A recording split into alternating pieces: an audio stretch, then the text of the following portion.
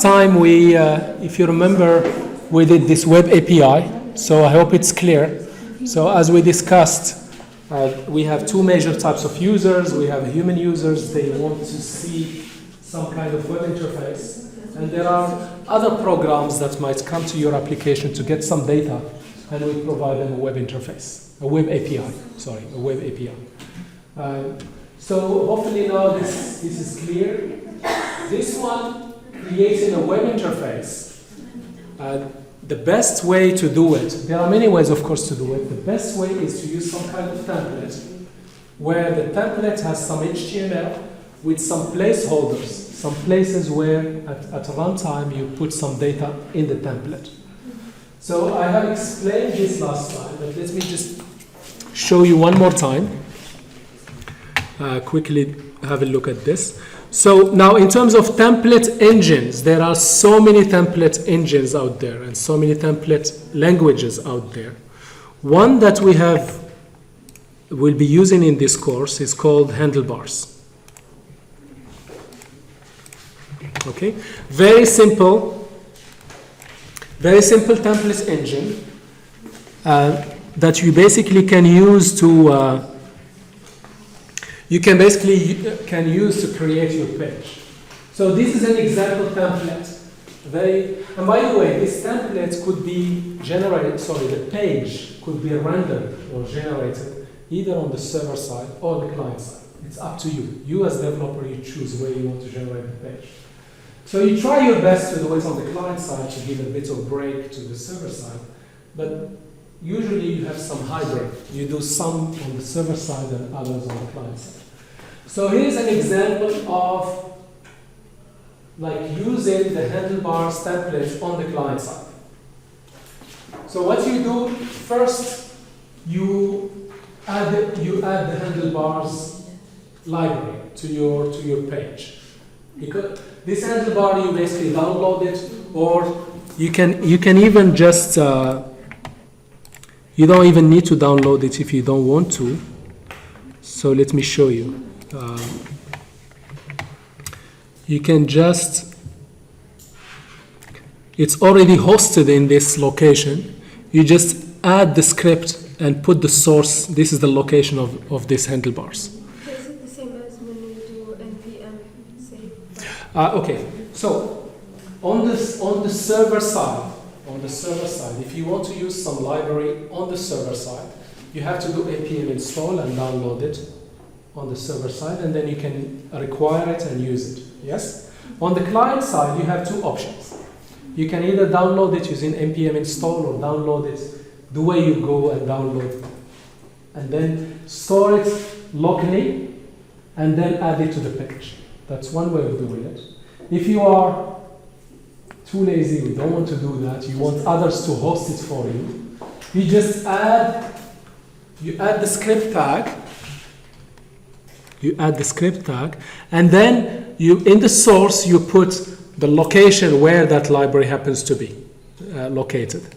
So to find this one, you can just go to the page of Handlebars. They will tell you either download it or add this to your script. Okay, so I want to use this library on the client side. You see here, I have another library that I'm using. This one is CSS. Let me see. Do I have any other library? For example, in here, I have some CSS. It's not mine. It's called Font Awesome. This is I will show you what it means. But this one, I have downloaded it myself. And I placed it into under Views CSS. And this is basically where I placed it. And then I add it. So this file will be, when I load the page, this file will come from my own server, while this library will come from this location. So the handlebars will come from this location. It's up to you. So for me, whenever there is a nice library already hosted in somewhere, I can just make use of it. I don't need to download it. So, Doctor, when you require it, it means it's a server side, and when you put it in the script, then it means it's client side. Client side, yes. In here, I am putting it in the actual page, in the header of the page. So in the head, one of the roles of the head tag in HTML page is to bring in or to import all the CSS and all the scripts that we need in this page. And these scripts could come either from my own server or from some servers on the web. Is clear? Is this idea clear? So in here, I am definitely going to use, let's say I'm using here a couple of libraries. One of them is called jQuery. Another one is called Handlebars. So these, I am not downloading and putting on my own server. I am just bringing them from the web when the page loads. And these, I actually download them myself and put them on my own folder. So you can mix and match as you see fit. But usually, if a library is already hosted, why should you bother yourself downloading it and host it? You can just refer to it where it is on the web. Yeah. Okay. So back to the template. So here is a template. So template is nothing but a string.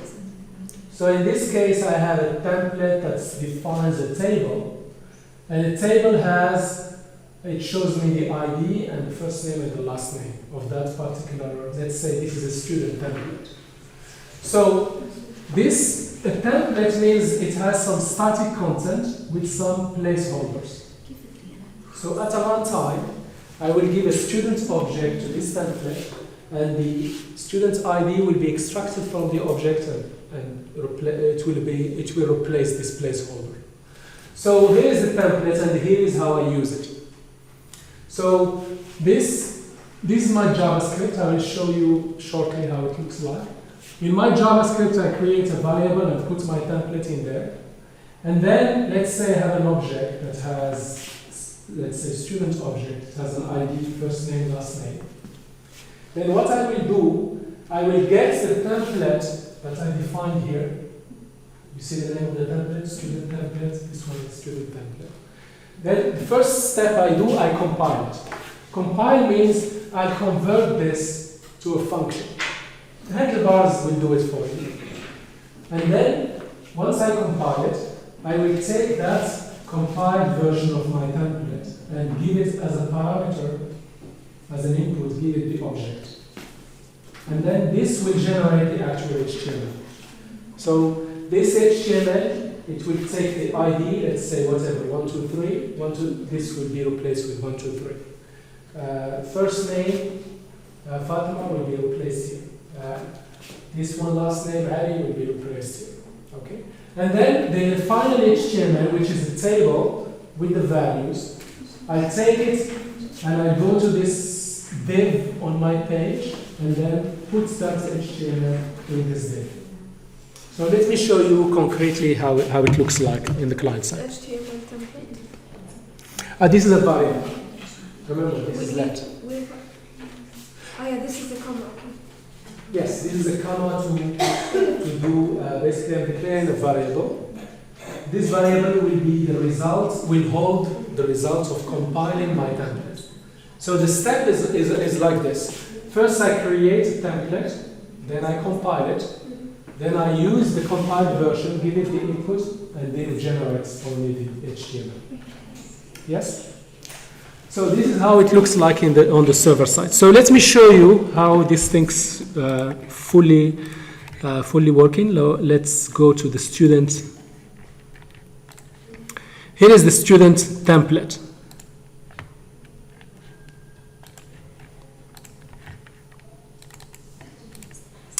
So in my JavaScript, what I'm doing, I'm defining a template. So this template has some placeholders. Let's say a student's ID, first name, last name, and so on. Maybe before I go here, let me show you the final results so you'll be able to follow in a better way. So let me run this and show you the final result of this and then explain how we arrived there. And you will practice this today, inshallah, or tomorrow in the lab. Okay, here's the student list.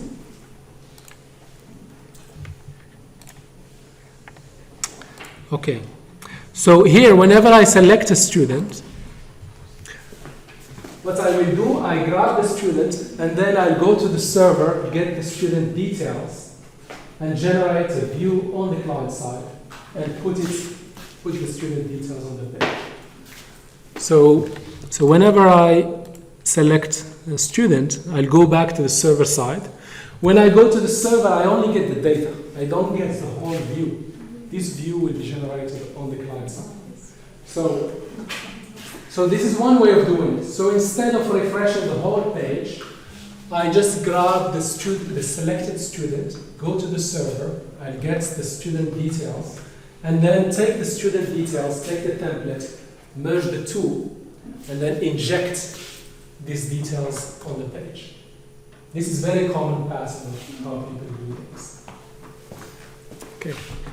And by the way, since I am here, also in terms of tasks, if you remember, in your homework you have tasks.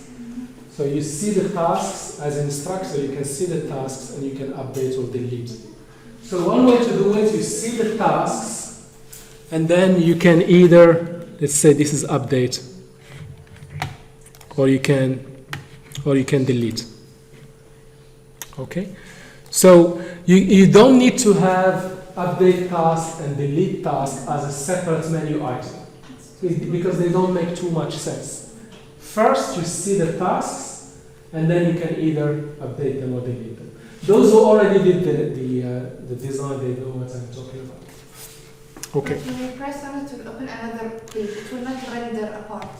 Depends how sophisticated you want to be. So let me show you. Just to show you quickly, I'm not going to spend too much time on this. That's a discussion of another session, because if I go to sorry, in here, let me, sorry.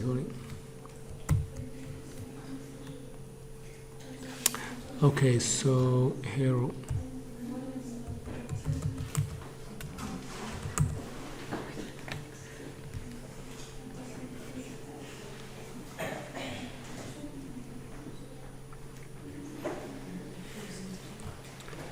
Yep.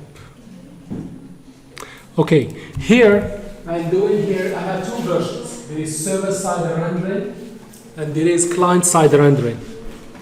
Basically, I have two versions in here. If you look here, I have two versions.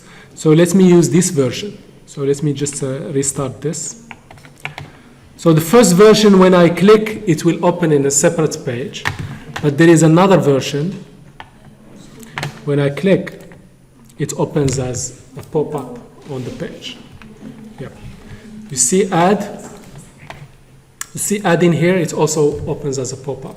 So I have the choice, either to go back to the server and render another form and bring it to the client, or I can just ask for the information and build the form on the client and pop it up.